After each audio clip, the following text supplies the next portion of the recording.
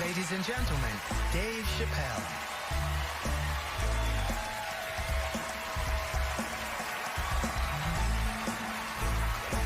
Thank you. Oh, boy, I'm very nervous. No pressure. During the Civil Rights Movement, I can't read what's on the teleprompter. Some about black America and white America. There's black Americans and there's white Americans. We're all one America. So if you don't mind, this is not live, is it?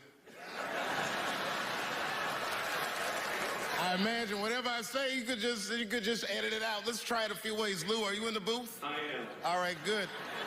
You know what, Lou? Let's just play around with it and see if we can get it right and get this clip package on, and then let me go home, all right? You got it. All right. Ready? All right, count me in. 5, 4, 3, 2, 1. Wu-Tang. I'm just with you, Lou. Let's do it again. We're gonna do it again. We'll get it right.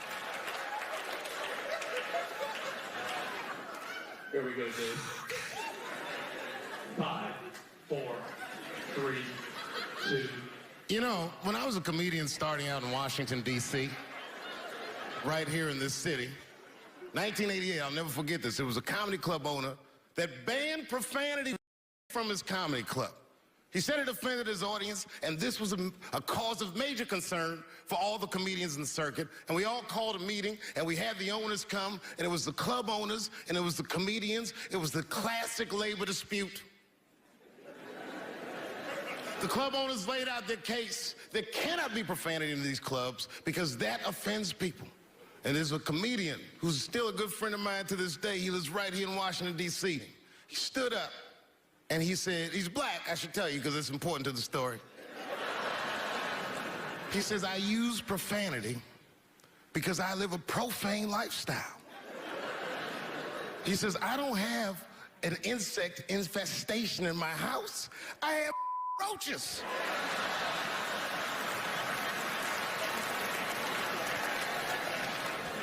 My favorite comedians are like musicians, and the audience is their instrument. And the music they make is your laughter. And that's the laughter that I scored my entire life to. So now, some of my favorite American comedic composers. Thank you. When I lose my job, I lose my man. Treats me like a dog. He called me a dog. Yes, he did. What did he call me? An old dog. Sometimes I wished I was a dog and he was a tree. When you stop and think, football's a fair sport for my people. Only sport in the world a Negro can chase a white man and 40,000 people stand up and cheer. See, in my neighborhood, the kids have a kind of a dubious reaction to that whole Santa Claus concept. They just don't believe that a white man will ride a reindeer through Harlem after midnight. In truth, white friend, it's you that all look alike. But look at the black people around you. We all different colors. Black walnut, burnt elk, almond, chocolate mocha, pecan, vanilla, yellow, mellow, light, bright, and damn near white.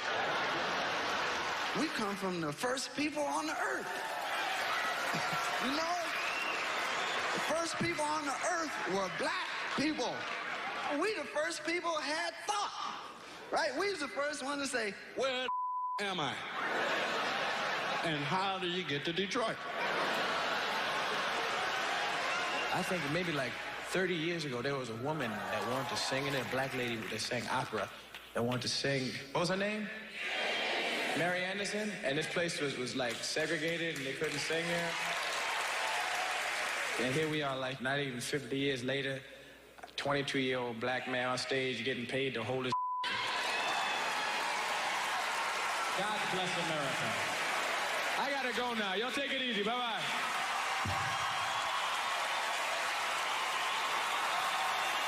I got one son that goes to a public school, and his little brother goes to a private school. It's an experiment. I just want to see what's going to happen to him. That's a preview of Dave Chappelle's new stand-up special. It premieres tonight on Netflix. So he tackles a range of topics, including family. And during our extensive interview with the comedian, he talked about the early years of his career, how his kids made him take his job more seriously, and how people in his hometown in Ohio helped keep him grounded. Feel like a celebrity here? Do you want to wear your glasses? Is it Oh, cool my to wear- bad. Wear the glasses? Well, all right. Well, it is cool, but I'll be reminded I'm a celebrity here, but I don't think about it at all. No. Until somebody asks me for a selfie or something like this, it won't even occur to me that that's what it is. you don't. You don't. Or I think about it separate from what I'm doing. It's almost like a nature reserve where they'll let me run free. I'm a protected commodity here. How does it feed you, Dave? You've been doing it for so long at such a young age. Stand up? Mm-hmm. Comedy, all of it. You clearly get something out of it, and I'm trying to find out what that is. That's a good question. I don't have this thing where I link my self-esteem to work anymore. I don't know what that means. When you're young, you know that you're only as good as your last show and all that stuff. And so, you'll meet comics who'll do a bad show and then feel bad about themselves. I don't do that anymore. For me, the beauty is in the attempt. The beauty is in like that long walk to the stage, to the microphone. I can't explain it, but that's what it is. Like, the eye contact. One time I did a show and my kids were there and I was getting heckled and all kinds of stuff. And I remember I looked at my son, he was standing on the side of the stage and he's looking at all this chaos and I go, son, they'll never break me. And we both started laughing. It was chaos out there. We both started laughing, but that's kind of what it is. It's just like, it's fun. Did your comedy change after you had children? You have 3. Everything changed after I had children. I took my professional life more seriously. And then I think just as a dude, I had more depth after I had kids. This is my last question for you. You don't do many sit-down TV interviews. Why is that? Because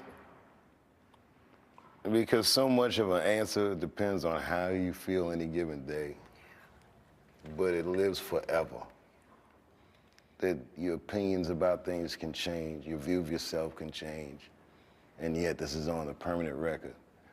Like Donald Trump, he complains about it because someone can look at him and say, well, you said in 1984 that this, that, or the other, and that's the cross you have to bear when you engage the press. And more important than that, I talk for a living, so I don't want to blather about me blathering. You know what I mean? I'd rather just do it. I would blather with him anytime. No, he seems like he's in a really good place. A really good place. Doesn't it make you want to watch his specials? Yes, it does. Right. This is the interview that keeps on giving. Yes, it really does, Charlie.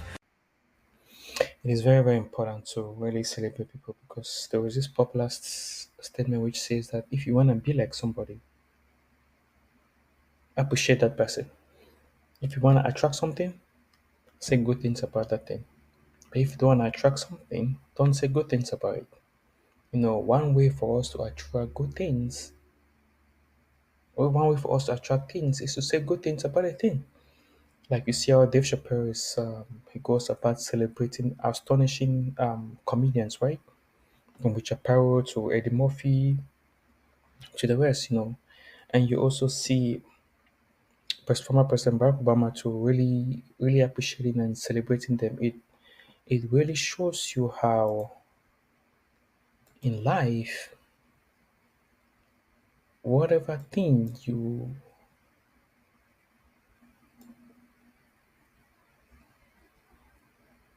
wanna attract, you learn to appreciate.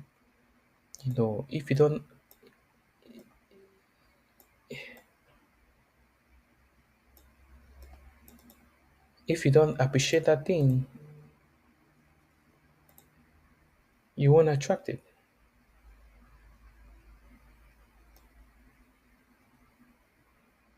If you don't appreciate that thing, you won't attract it. That is just it with life. And And it is one of the reasons why you see Dave Chappelle excel so much, because he tends to he tends to really appreciate people so much. He tends to really not only appreciate them, but really say good things about them, and that is why you see people greatly love him so much, and because he's somebody that he knows how to say good things about people.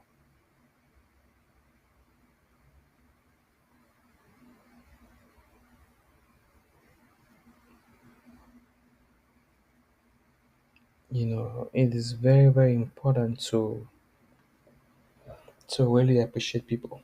Most people look at most people that went far in life. There are people that took their time to appreciate others, and there are people that not only took the time to appreciate others, but there are people that really had role models in their lives.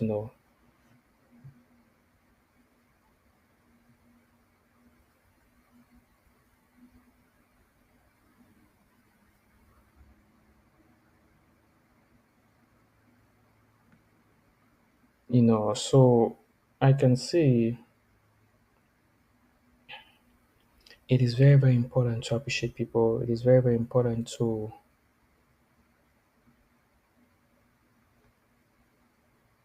really see people for who they are. Anything that you appreciate, you attract. Anything that you don't appreciate, you do not attract. That is just the basic principle of life. And that is why Dave Chappelle is one of the most respected comedians in America. People always talk about Dave Chappelle.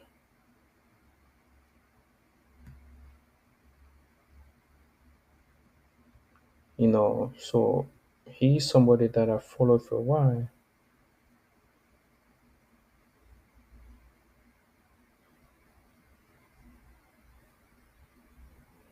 He's somebody that I've followed for a while,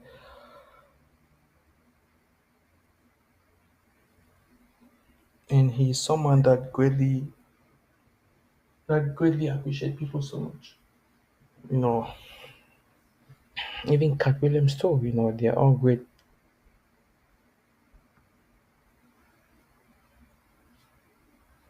They're all great people. They're all people who really appreciate people.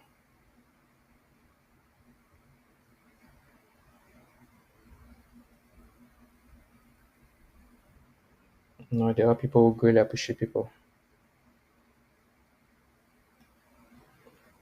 So in life, if you wanna be great, if you wanna achieve great things, learn to appreciate people. You appreciate anything you appreciate, you attract. One of the things we can learn from this video is anything you appreciate, you attract. Anything you do not appreciate, you do not attract. You know,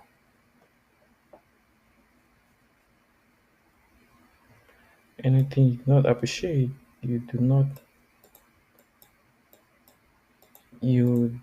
attract.